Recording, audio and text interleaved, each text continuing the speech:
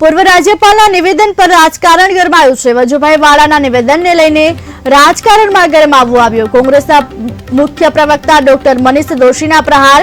વજુભાઈ વાળા યોગ દિવસે સત્યવાણી ઉચ્ચારી છે। સરકારમાં ભ્રષ્ટાચાર નથી, ભ્રષ્ટાચારમાં આખી સરકાર છે। આખા તંત્રમાં અધિકાર રાજ વ્યાપી ગયું છે। નાગરિકનું કોઈ કામ હોય તો પૈસા વગર થતું નથી। રાજ્યના તમામ સેવા સદનો મેવા સદન બન્યા હોય તેવા હાલ આકરા પ્રહારો કર્યા છે। કહે છે કે ભ્રષ્ટ તંત્ર હકીકતમાં વજુભાઈએ યોગ દિવસે સત્યવાણી ઉચ્ચારી કે આ સરકારમાં ભ્રષ્ટાચાર નથી, પણ ભ્રષ્ટાચારમાં આખી સરકાર છે। જે રીતે કર્મચારી અધિકારીઓ ભ્રષ્ટ છે, પણ એને રક્ષણ આપનારા કોણ છે? આખા તંત્રની અંદર અધિકાર રાજ વ્યાપી ગયું છે, એની માટે જવાબદાર કોણ?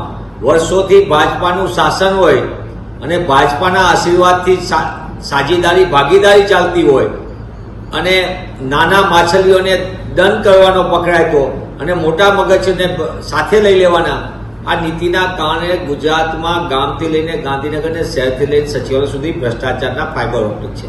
અને એના કારણે જ વજુભાઈ સન્માનીય વ્યક્તિ તરીકે એમને જ્યારે મનની વાત કરી છે, પણ ગુજરાતનો સામાન્ય નાગરિક જાતિનો પ્રમાણપત્ર લેવું હોય, સ્કોલરશીપ માટે આવકનો દાખલો લેવો હોય કે પછી વારસાઈમાં ખેડૂત તરીકે એન્ટ્રી કરવાની હોય પોતાની વાયસાઈ મિલકતમાં, તો પણ એને પોતે જ્યાં લગી પૈસા ન આપે ત્યાં લગી એને કાંઈ પ્રકારનો નિર્ણય થતો નથી। સાચા કામ માટે પણ પૈસા આપવા પડે, ભોગ બનવું પડે ગુજરાતની જનતાને। અને સેવા સદનો જે નામ પાટિયા બદલ્યા છે, એ સેવા સદનો હકીકતમાં મેવા સદનો છે। એવો એક પણ વિભાગ નથી કે જ્યાં પૈસા વગર કામ થતું હોય। પૈસા એક જ માત્ર એના રેડ કાર્ડ પ્રમાણે આપો તો જ તમે ચૂકવો, પછી કામ થાય।